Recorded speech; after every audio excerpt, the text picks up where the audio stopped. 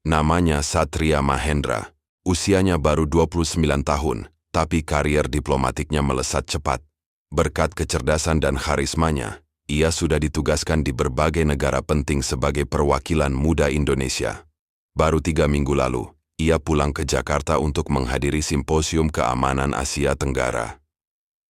Dalam beberapa hari, Satria berhasil memikat banyak perhatian, bukan hanya karena pidatonya yang tajam dan diplomatis, tapi juga karena kedekatannya dengan berbagai tokoh elit nasional. Namun pada pagi yang cerah di bulan Juli, jasadnya ditemukan di dalam kamar apartemennya di bilangan SCBD, berselimutkan lakban hitam dari kepala hingga kaki. Matanya tertutup rapat, mulutnya juga. Tubuhnya tak berlumur darah, tapi tanda-tanda kekerasan terlihat jelas. Memar di rahang, luka di dada, dan kuku-kuku yang patah seperti seseorang yang berjuang keras untuk melepaskan diri. Jakarta pun heboh. Karel Sitompul, seorang perwira senior dari Ditreskrimum Polda Metro Jaya, ditugaskan menangani kasus tersebut. Berusia 42 tahun, ia terkenal tajam, tapi juga penuh rahasia. Banyak kasus besar yang berhasil dipecahkannya, namun ia juga menyimpan banyak musuh di kalangan internal maupun eksternal. Ketika tiba di tempat kejadian, Karel langsung tahu, ini bukan pembunuhan biasa. Tidak ada tanda perampokan, ujar petugas forensik. Pintu tidak rusak, tidak ada barang berharga yang hilang. Karel mendekati jasad Satria yang masih tertutup lakban. Perlahan-lahan ia mengamati posisi tubuh. Lihat ini, katanya sambil menunjuk bagian leher. Cara lilitan lakban ini terlalu sistematis. Bukan kerjaan orang panik, ini kerjaan seseorang yang tahu apa yang dia lakukan. Sebuah kamera pengawas di koridor apartemen menunjukkan bahwa tidak ada orang asing yang masuk atau keluar antara pukul 21 WIB dan 05.10 WIB. Tapi satu wajah terekam masuk pukul 20.15 dan keluar pukul 21.12. Wajah itu dikenal betul oleh Karel, namanya Bribka Dimas Nugroho. Anak buahnya sendiri, Dimas 30 tahun. Dikenal sebagai polisi muda yang berani, berdedikasi tinggi, dan terlalu ingin cepat naik pangkat. Ia sempat dekat dengan Satria karena sama-sama menghadiri forum keamanan 3 minggu sebelumnya. Mereka bahkan difoto bersama dalam sebuah sesi makan malam resmi. Dia bilang Satria punya dokumen penting tentang kebocoran data diplomatik, ujar seorang kolega Dimas ketika dimintai keterangan oleh Karel. Dokumen itu katanya bisa bikin banyak orang besar jatuh. Karel menatap layar CCTV yang memperlihatkan Dimas masuk ke apartemen dengan tenang, membawa tas hitam. Keluar sejam kemudian, wajahnya pucat. Ada noda di kerah bajunya, seperti bekas lem lakban. Kenapa dia masuk ke apartemen korban malam itu? Tanya seorang penyidik. Katanya disuruh Satria. Ada pembicaraan rahasia, jawab Karel. Meski dalam hati ia tahu jawabannya tidak sesederhana itu. Dimas diam saat diperiksa. Tak menyangkal, tak mengiyakan, tapi rekaman CCTV, sidik jari di lakban, serta saksi yang mendengar teriakan samar dari dalam apartemen cukup untuk menetapkan dia sebagai tersangka. Media pun mengamuk. Polisi bunuh diplomat muda, menjadi headline nasional. Namun, Karel gelisah. Terlalu mudah, terlalu rapi. Seperti seseorang sengaja menjebak Dimas. Ia kembali menelaah isi apartemen.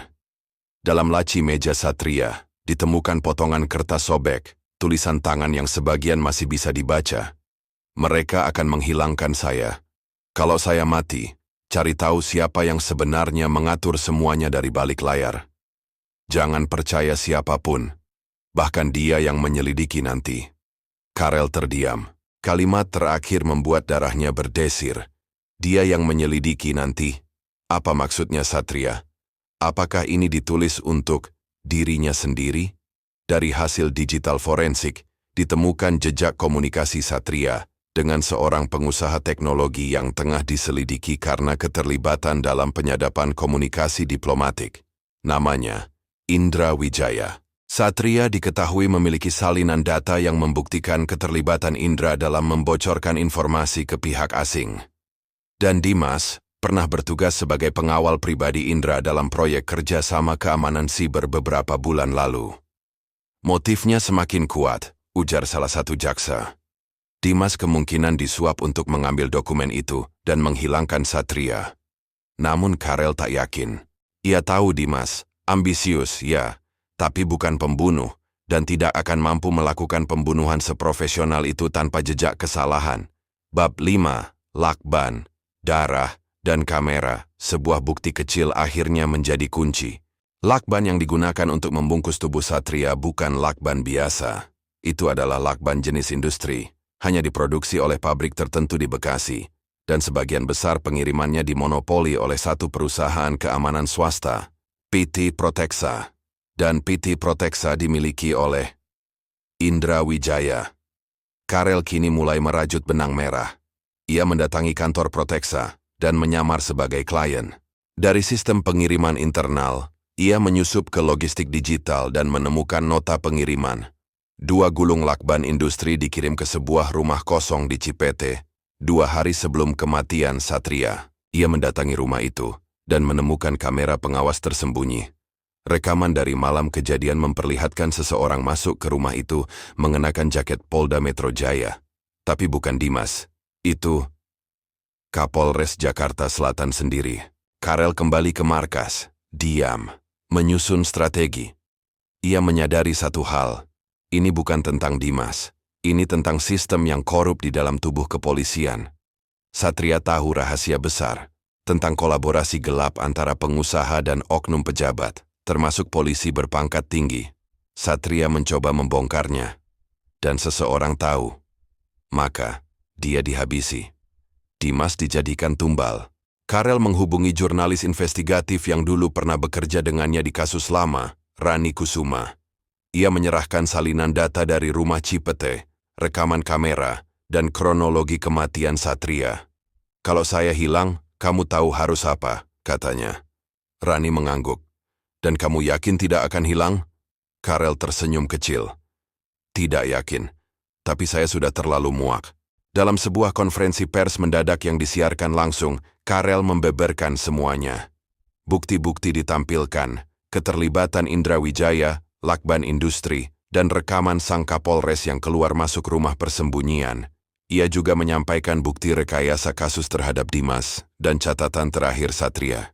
Ini bukan hanya pembunuhan, ini adalah pengkhianatan terhadap negara. Reaksi cepat terjadi. Kapolres langsung dicopot dan diperiksa. Indra melarikan diri ke luar negeri, tapi red notice segera diterbitkan. Dimas dibebaskan dari tahanan dan statusnya dipulihkan. Sementara Karel, ia diancam akan dicopot dari jabatannya. 3 bulan berlalu. Satria Mahendra kini dikenang sebagai pahlawan muda yang tewas demi kebenaran. Namanya diabadikan dalam gedung diplomasi baru di Kementerian Luar Negeri. Karel mengundurkan diri dari kepolisian. Ia membuka firma investigasi independen bersama Dimas dan Rani. Hukum harus ditegakkan, tapi bukan dengan lakban dan kebohongan. Sebuah surat tanpa nama tiba di kantor mereka. Isinya, terima kasih telah menuntaskan apa yang saya mulai. Jangan pernah berhenti. Tanda tangannya, S. Kemungkinan besar dikirim oleh seseorang yang dekat dengan Satria, atau disiapkan oleh Satria sendiri sebelum ajal menjemputnya. Cerita ini menggambarkan betapa tipisnya batas antara hukum dan kekuasaan. Di balik lakban yang membungkam mulut seorang diplomat muda, tersembunyi jeritan kebenaran yang nyaris tak terdengar, hingga satu orang berani membuka suara.